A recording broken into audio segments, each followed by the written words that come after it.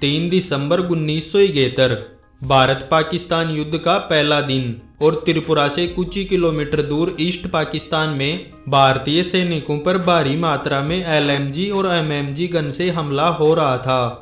लेकिन इसके बावजूद भी एक भारतीय सिपाही ने सिर्फ एक राइफल और ग्रेनेड के बल पर पूरे पाकिस्तान को उसकी औकात दिखा दी थी और दूसरे दिन तक बाजी पलट चुकी थी। लेकिन क्या उस दिन वो भारतीय जवान बचा या फिर शहीद हो गया, बताएंगे आपको आज की हमारी इस शानदार वीडियो में। बस आप अंत तक बने रहें। झारखंड के एक आदिवासी परिवार में पैदा हुए अल्बर्ट टीका 1962 में भारतीय सेना में शामिल हुए और 6 साल बाद उन्हें लांस नायक के पद पर प्रमोट कर दिया गया। अल्बर्ट टीका को अमर कर देने वाली ये कहानी 3 दिसंबर 1971 की है, जब त्रिपुरा से सिर्फ 6 किलोमीटर दूर बांग्लादेश के गंगा सागर रेलवे स्टेशन पर आर्मी को एक ऑपरेशन को अंजाम देना था। क्योंकि गंगा सागर रेलवे स्टेशन के आसपास पाकिस्तानी सेना ने अपने कई बंकर्स बनाए हुए थे। रात के 2 बजे सेना की 2 टुकड़ियां अल्फा और ब्रावो इस इलाके की तरफ आगे बढ़ी। इन टुकड़ियों को लांस नायक गुलाब सिंह और लांस नायक अल्बर्ट टीका गाइड कर रहे थे। तभी रात के अंधेरे में अल्बर्ट टीका को दिखता है कि उनसे सिर्फ 40 मीटर की दूरी पर एक पाकिस्तानी बंकर है।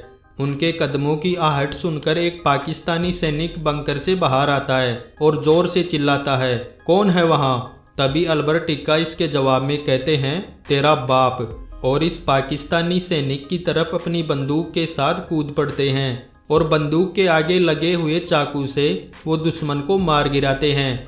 बंकर में 2 लोग और थे जिनके पास एक लाइट मशीन गन थी और तभी वहां से फायर शुरू हो जाता है और एक गोली अल्बर्ट टीका के बाजू में आकर लगती है। इसके बाद दोनों तरफ से फायरिंग शुरू हो जाती है। अपनी जान की परवाह किए बिना अल्बर्ट टीका उस बंकर में घुसते हैं और LMG ऑपरेट कर रहे पाकिस्तानी सिपाहियों को मार देते हैं। साथ ही बंकर को कैप्चर कर लेते हैं। फिर एक के बाद एक कई बंकर्स को दोनों टुकड़ियां कैप्चर करना शुरू कर देती हैं। बदकिस्मती से दुश्मन की एक और गोली अल्बर्ट टीका के गले में आकर लगती है। उनके साथी सिपाहियों को लगता है कि शायद अब अल्बर्ट टीका कभी नहीं उठेंगे, लेकिन कुछ ही देर बाद वो उठे और फिर से लड़ने लगे, पर गोली लगने की वजह से वो काफी दर्द में थे। तभी उन्हें दिखता है कि MMG का फायर रेलवे बिल्डिंग की दूसरी मंजिल से आ रहा है। किसी तरह से वो उस बिल्डिंग के पास पहुंचे और अपना एक ग्रेनेड निकालकर उसके अंदर फेंक दिया। कुछ ही देर बाद एक धमाका हुआ, लेकिन इस धमाके का कुछ मलबा अल्बर्ट टीका के ऊपर भी आ गिरा, जिससे उन्हें काफ़ी चोटें आई। लेकिन अभी भी काम पूरा नहीं हुआ था। बिल्डिंग के अंदर 2 पाकिस्तानी सैनिक मौजूद थे, जिनमें से एक तो उस धमाके के साथ ही ढेर हो गया, लेकिन जो दूसरा सैनिक MMG ऑपरेट कर रहा था वो अभी भी जिंदा था और लगातार फायर कर रहा था। अल्बर्ट टीका ने बिल्डिंग के अंदर जाने का फैसला लिया और अपनी बंदूक पर लगे चाकू को उसके सीने में खोप दिया और आखिर में सब कुछ शांत हो गया। तभी साथी सिपाहियों को अल्बर्ट टीका सीढ़ियों से बाहर आते हुए दिखे, लेकिन फिर उनका शरीर अचानक से हिलना बंद हो गया और वो सीढ़ियों से नीचे गिर पड़े। इसके साथ ही अल्बर्ट टीका अपने साथियों को बचाते हुए शहीद हो गए। अल्बर्ट टीका को मरणोपरांत परमवीर चक्र से नवाजा गया, जो कि हाईएस्ट गैलेंट्री अवार्ड है।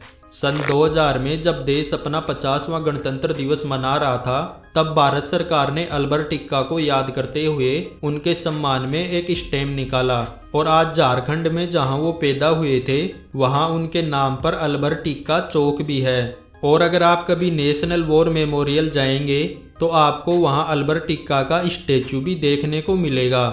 तो दोस्तों, ये थी अल्बर्ट टीका की कहानी, जो खुद को दुश्मन का बाप कहता था, जिसके हौसले के सामने न तो कोई LMG टिक पाई और न ही उनके शरीर में लगी गोलियां उनका रास्ता रोक पाई। अगर आप चाहते हैं कि 1971 की वॉर से जुड़ी ऐसी ही और कहानियां हम आपके सामने लेकर आएं, तो कमेंट सेक्शन में ज़रूर बताएं और चैनल को सब्सक्राइब करना बिल्कुल भी ना भूलें।